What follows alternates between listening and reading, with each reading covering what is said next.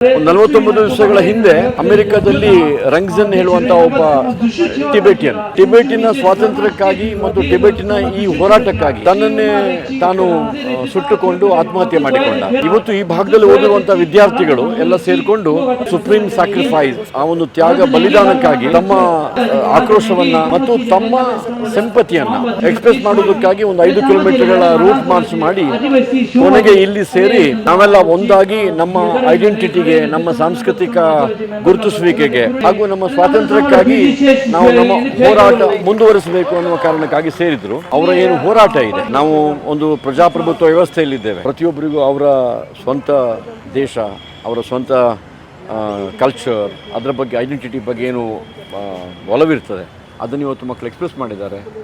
ಅವರಿಗೆ ಇವತ್ತು ಎಲ್ಲ ಸಹಕಾರ ಕೊಡುವಂಥ ಕೆಲಸವನ್ನಷ್ಟೇ ಮಾಡಿದ್ದೆ. ಹಾಗಾಗಿ ಈ ಕಾರ್ಯಕ್ರಮದ ಮೂಲಕ ಅವರೇನು ಇವತ್ತು ಅವರ ಫ್ರೀ ಟಿಬೆಟ್ ಹೇಳುವಂಥ ಅವರ ಅನೇಕ ದಶಕಗಳ ಒಂದು ಬೇಡಿಕೆ ಇದೆ ಮತ್ತು ಯುನೈಟೆಡ್ ನೇಷನ್ಸ್ ಅವರೇನು ಸಂಬಂಧ ಬೆಳೆಸ್ಕೊಂಡಿದ್ದಾರೆ ಅದಕ್ಕೆ ಆದಷ್ಟು ಬೇಗ ಪರಿಹಾರ ಸಿಗಲಿ. ಮಂಗಳೂರಿನಲ್ಲಿ ತೆರೆದುಕೊಂಡಿತ್ತು ಒಂದು ಪುಟ್ಟ ಟಿಬೆಟ್ ಜಗತ್ತು.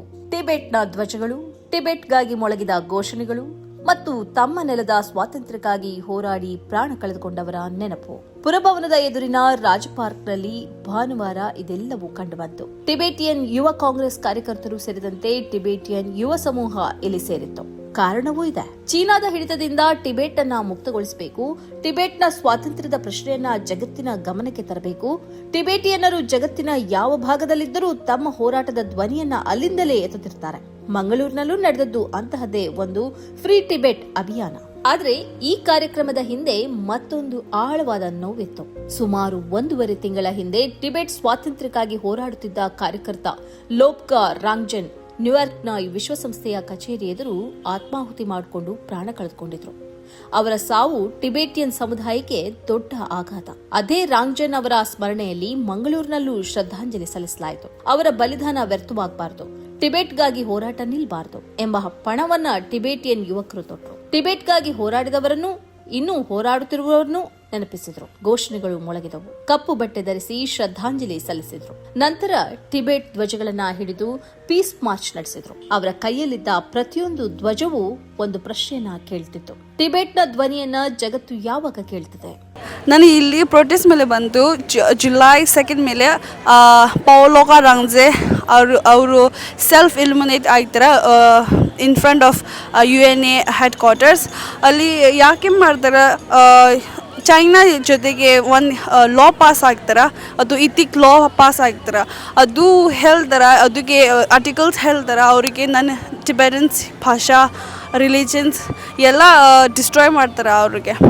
ಇದಕ್ಕೆ ವಿ ಆರ್ ಪ್ರೊಟೆಸ್ಟಿಂಗ್. 2009ರಿಂದ ಟಿಬೆಟ್ಗಾಗಿ ನಡೆದ ಆತ್ಮಾಹುತಿ ಪ್ರತಿಭಟನೆಗಳಲ್ಲಿ ನೂರಾರು ಮಂದಿ ಪ್ರಾಣ ಕಳೆದುಕೊಂಡಿದ್ದಾರೆ ಎಂದು ಟಿಬೆಟ್ ಪರ ಸಂಘಟನೆಗಳು ಹೇಳ್ತವೆ.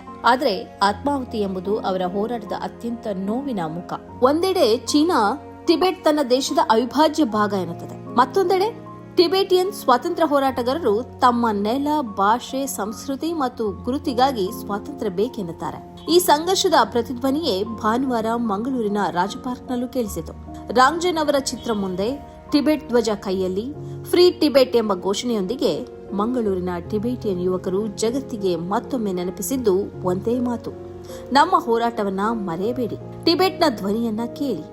ಇದು ಮಂಗಳೂರಿನಲ್ಲಿ ನಡೆದ ಒಂದು ರ್ಯಾಲಿಯಷ್ಟೇ ಅಲ್ಲ, ಜಗತ್ತಿನ ನಕ್ಷೆಯಲ್ಲಿ ಸಣ್ಣದಾಗಿ ಕಾಣುವ ಟಿಬೆಟ್ನ ದೊಡ್ಡ ನೋವಿನ ಪ್ರತಿಧ್ವನಿ.